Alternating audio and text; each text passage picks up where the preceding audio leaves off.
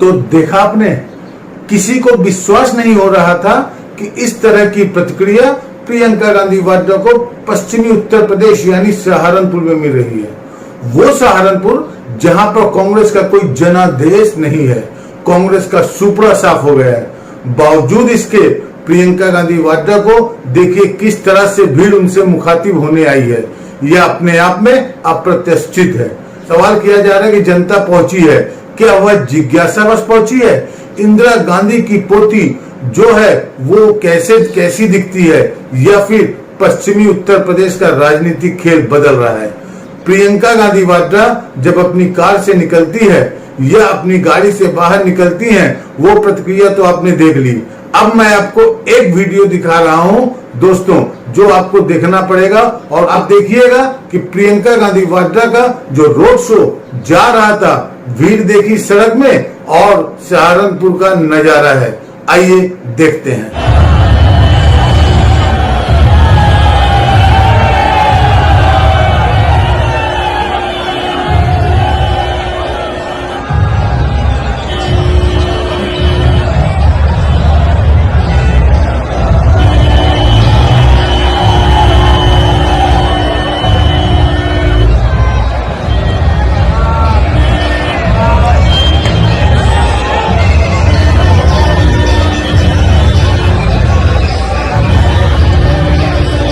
तो मेरा सवाल एक बार फिर, क्या पश्चिमी उत्तर प्रदेश की राजनीति बदल रही है? खास तौर से जिस तरह की प्रतिक्रिया प्रियंका गांधी वाड्रा को देखने को मिल रही है, किंतु प्रियंका गांधी वाड्रा जब को इस तरह से कोई समर्थन मिलता है तो गोदी मीडिया उसे दिखाने में डरती है, क्योंकि इसकी दो वजह हो सकती हैं। क्योंकि आप और हम सब जानते हैं कि भाजपा नेता पुरुषोत्तम रूपाला का जो बयान था क्षत्रियों के बारे में, उस बात को लेकर क्षत्रिय पश्चिम उत्तर प्रदेश में नाराज हैं।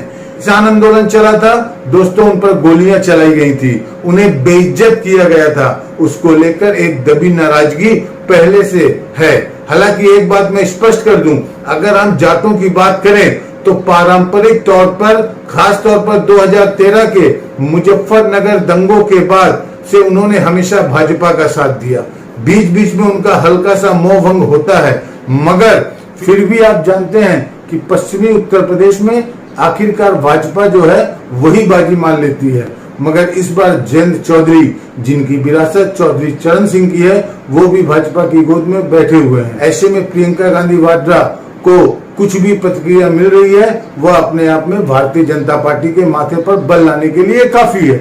मैं बात स्पष्ट कर दूं दोस्तों, प्रियंका गांधी वाड्रा की बात करें बतौर एक वक्ता, बतौर एक कम्युनिकेटर, तो मेरा हमेशा से मानना रहा है कि वह राहुल गांधी से बेहतर है।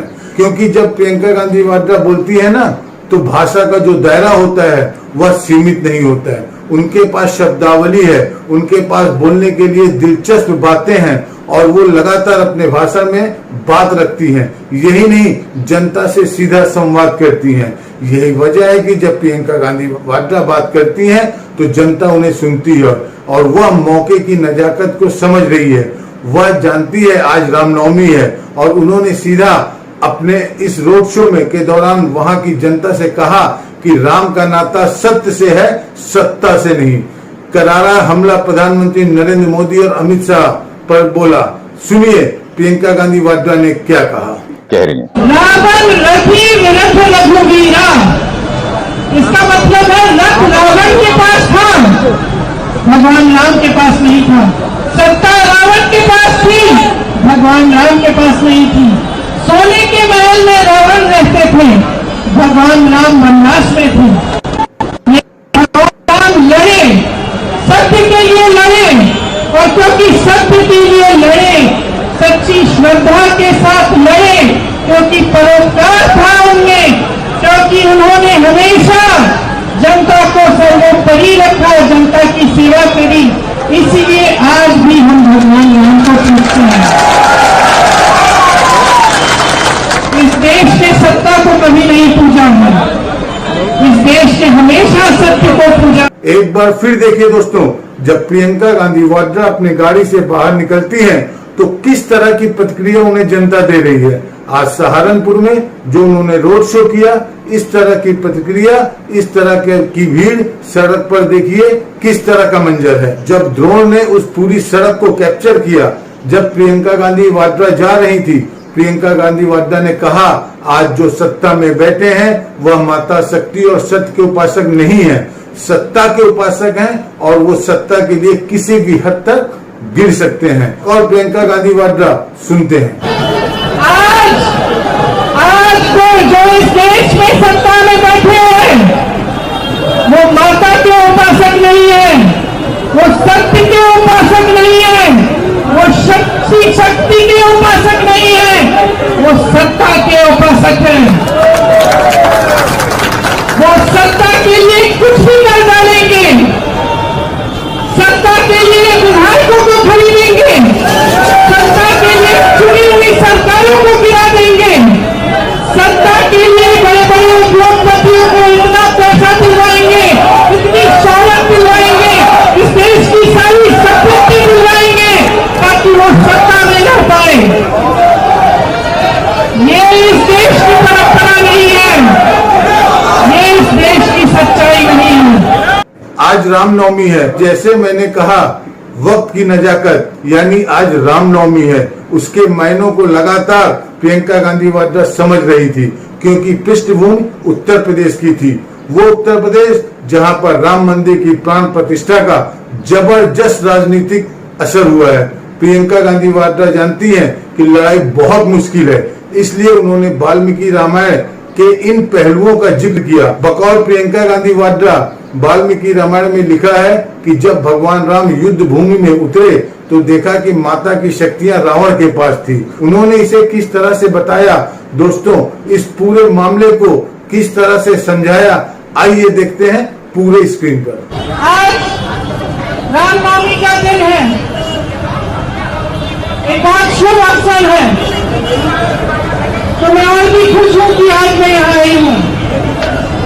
आप सबको मालूम होगा वाल्मीकि रामायण में लिखा है कि रामनवमी क्यों, हम रामनवमी के बारे में लिखा है और इससे हमें पता चलता है कि हम इस त्योहार को क्यों इतना मानते हैं। अब वॉल्यूम इतना ही है, सुन लो ध्यान से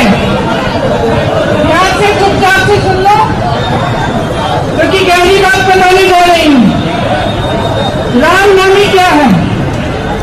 वाल्मीकि रामायण में लिखा है कि जब भगवान राम युद्ध भूमि में उतरे तो उन्होंने सामने देखा तो शक्ति, माता की पूरी शक्ति रावण की तरफ थी। मायूस हुए भगवान राम, मायूस हुए कि ऐसा क्यों हो रहा है। तो मायूस होकर उन्होंने 8-9 दिनों की तपस्या की, उन्होंने अन्न छोड़ा, व्रत रखा और 9 दिनों के लिए उन्होंने माता की उपासना आराधना की, ये समझने के लिए कि माँ शक्ति उनको क्यों दे रही है और ये शक्ति मेरे पास क्यों नहीं है। मैं आराधना करूंगा ताकि माँ की शक्ति मेरे पास आए। तो 9 दिनों के लिए भगवान राम ने तपस्या की, व्रत रखा, माँ की आराधना की और उन्होंने 108 नील कमल माँ के चरणों में डाले। जब 108वें कमल को नील कमल को डालने का मौका आया 9वें दिन पर, तो माता ने उनकी परीक्षा ली। वो 108वां जो कमल था उसको उन्होंने छुपा लिया। अब भगवान राम को मिल नहीं रहा था, संकट में आ गए, दुख हुआ, लेकिन उनके अंदर एक और शक्ति थी, श्रद्धा की शक्ति थी।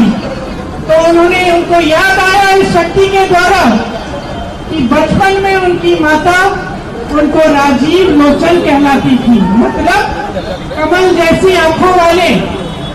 तो जब ये बात भगवान राम को याद आई तो भगवान राम ने एक छुरा निकाला और अपनी आंख को निकालने का प्रयास करने जा रहे थे कि मैं माँ के लिए, माँ के चरणों में, मेरे पास नील कमल नहीं है, मैं अपनी आंख रख दूंगा। जैसी माँ ने उनकी ये श्रद्धा देखी तो माँ का दिल भी पिघल गया और माँ ने उनको रोका और कहा मेरी शक्ति तुम्हारे साथ है, तुम्हारी तपस्या सफल हुई।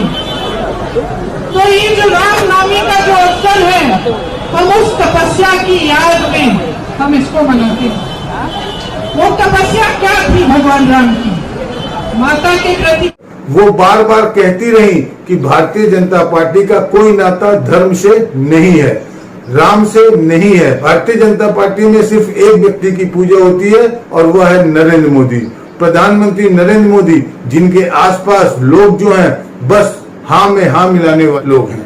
और यह अपने आप में चिंता की बात है। क्या कह रही है प्रियंका गांधी, आइए सुनते हैं। आज मोदी जी के इर्द गिर्द सिर्फ उनसे हाँ में हाँ मिलाने वाले लोग हैं। जितने अधिकारी हैं, जितने मंत्री हैं, जितने सांसद हैं, जितने मुख्यमंत्री हैं, उनके सब उनसे डरते हैं। सब उनकी सरकार से डर के मारे उनको सच्चाई नहीं बताते हैं। मोदी जी को ये मालूम भी नहीं होगा आज कि इस देश की जनता कितनी तड़प रही है, कितना संघर्ष कर रही है।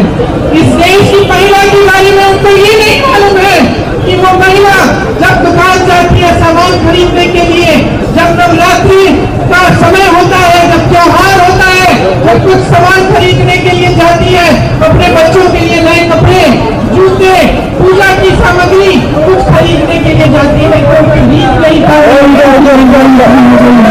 ये बात मोदी जी समझ रही है, ये बात मोदी जी देख रही है। मोदी जी को इस देश का किसान नहीं दिख रहा है, जिसके पसीने से ये मिट्टी सींची हुई है। इस देश के किसान को मोदी जी कर रही है। जब इस देश का किसान मोदी जी के दरवाजे तक गया, दिल्ली तक गया, लाखों किसान बैठे रहे, महीनों के लिए आंदोलन करते रहे। जब इस देश के किसान सुनवाई मांग रहे थे मोदी जी से, मांग रहे थे कि ये काली कानून हटा दीजिए, मोदी जी ने सुनवाई तक नहीं की, अपने दरवाजे से बाहर तक नहीं आए। 600 किसान शहीद हो गए, किसानों को के नीचे कुछ डाला, लेकिन मोदी जी ने कुछ नहीं किया। आपकी सुनवाई नहीं हुई। आपकी गर्मी का बकाया उस समय 15 लाख करोड़ था, 16 लाख करोड़ रुपए माफ किया है इन्होंने देश के बड़े बड़े उद्योगपतियों का। समझ लीजिए 16 लाख करोड़ रुपए, और इस देश के गन्ने किसानों को बकाया माफ नहीं किया, कर्ज माफ नहीं किया। इस देश का किसान 10,000 रुपए के कर्ज के लिए आत्महत्या कर रहा है। मणिपुर में एक किसान था, उसने 1 लाख का कर्ज लिया था। मैं उसकी बेटी से मिली, वो नहीं थी, पिताजी खाद की लाइन में खड़े हुए, कर्ज चुकाना था, पैसे नहीं थे, खाद वितरण नहीं हो रहा था, लाइन में खड़ी मर गए, खड़ी गिर गई, क्योंकि पानी नहीं पिया था, खाना नहीं खाया था, खड़े कर्ज के लिए खाद के लिए खड़े रहे। उनका कर्ज मोदी जी ने बिठाया नहीं, माफ नहीं किया, लेकिन अडानी अंबानी के कर्ज 16 लाख करोड़ रुपए माफ हो गए। तो सुना आपने, प्रियंका कह रही हैं कि प्रधानमंत्री नरेंद्र मोदी को किसानों, मजदूरों के, युवाओं को की जो तकलीफ है वह दिखाई नहीं देती, क्योंकि यह ना भूलें अग्निवीर बहुत बड़ा मुद्दा जो है वह इतना बड़ा मुद्दा है कि युवाओं में उसको लेकर आक्रोश है। और प्रियंका गांधी वाड्रा जो पश्चिमी उत्तर प्रदेश में जहां बड़े पैमाने पर युवा जो हैं उस सेना में जाना चाहते हैं, मगर उनके सामने अग्निवीर योजना है। वह अग्निवीर योजना, इस पर एक पूर्व सेनाध्यक्ष ने भी सवाल उठाए थे, किताब लिखी थी, मगर उस पर काबू पा लिया गया है। वह किताब सामने नहीं आ रही है। यही सवाल राहुल गांधी ने भी उठाया था हाल ही में। कहने का अर्थ क्या है दोस्तों? कहने का अर्थ साफ तौर पर दिखाई दे रहा है। यहाँ पर प्रियंका गांधी वाड्रा लड़ते हुए दिखाई दे रही हैं, मगर सवाल ये कि पश्चिमी उत्तर प्रदेश में उसकी चुनौती जो है वह पहाड़ जैसी है। सामने प्रधानमंत्री नरेंद्र मोदी का करिश्माई व्यक्तित्व है। उनके व्यक्तित्व में 4 चांद लगाने के काम उनके प्रचार तंत्र गोदी मीडिया ने किया है। वह मीडिया जहां पर सिर्फ और सिर्फ प्रधानमंत्री दिखाई देते हैं, प्रधानमंत्री चहलकदमी करते हैं तो गोदी मीडिया उसे मार्च पास्ट बताता है। यह जो तस्वीरें मैं आज आपको दिखा रहा हूं कि किस तरह से प्रियंका गांधी वाड्रा को सड़क पर प्रतिक्रिया मिल रही है, यह आप कहीं और नहीं देखेंगे। इनफैक्ट डिजिटल प्लेटफॉर्म पर भी जो चुनावी कवरेज मैं आपको सामने ला रहा हूं, आप किसी अन्य प्लेटफॉर्म पर नहीं देख रहे हैं। और उसको दिखाने की वजह साफ है दोस्तों, आप समझ रहे हैं, एक लोकतंत्र में, एक लोकतांत्रिक प्रक्रिया में दोनों का हिस्सा होता है, सत्ता पक्ष और विपक्ष। और 99% मीडिया सिर्फ और सिर्फ सत्ता पक्ष को दिखाता है, विपक्ष को तो कोई दिखाता ही नहीं है। ना आज अखिलेश और राहुल गांधी की कॉन्फ्रेंस हुई, मगर आप भी जानते हैं उस प्रेस कॉन्फ्रेंस को लेकर गोदी मीडिया का रवैया पूरी तरह से नकारात्मक रहा। कई लोग तो दिखा भी नहीं रहे हैं। आपको याद होगा जब भाजपा ने अपना घोषणा पत्र जारी किया था तो सुबह से लेकर दोपहर तक तमाम न्यूज चैनल्स पर सिर्फ और सिर्फ वही छाया रहा। शॉकिंग बात यह है कि उस घोषणा पत्र के बाद प्रधानमंत्री ने कोई प्रेस कॉन्फ्रेंस को संबोधित नहीं किया, जबकि पिछली बार आपको याद है प्रधानमंत्री और अमित शाह प्रेस कॉन्फ्रेंस में बैठे हुए थे। प्रधानमंत्री से जो भी सवाल पूछा जा रहा था वह बार बार अमित शाह की तरफ हमेशा की तरह इशारा कर रहे थे, जो अपने आप में कितना शॉकिंग था। इस बार भाजपा ने ड्रामा ही बंद कर दिया, चलो भाई प्रेस कॉन्फ्रेंस ही नहीं करेंगे। जब सब कोई जानता है कि सामने पालतू पत्रकार है, मगर बावजूद उन्हें डर लगता है कि किसी ने गलती से कोई असहज सवाल पूछ लिया, मुश्किल में डालने वाला सवाल पूछ लिया तो क्या किया जाएगा। इसलिए बहुत जरूरी हो जाता है कि विपक्ष की जो गतिविधियां हैं वो दिखाई जाए, तभी तो मुकाबला बराबरी का होगा, वरना मुकाबला तो एक तरफा है। सभी जानते हैं ना, कम से कम प्रचार तंत्र की निगाह से देखा जाए तो चलिए इंतजार करना पड़ेगा 4 जून का। प्रियंका गांधी वाड्रा जो मेहनत कर रही हैं, क्या रंग लाएगा, देखते हैं। अश्विनी मिश्रा को दीजिए इजाजत, नमस्कार।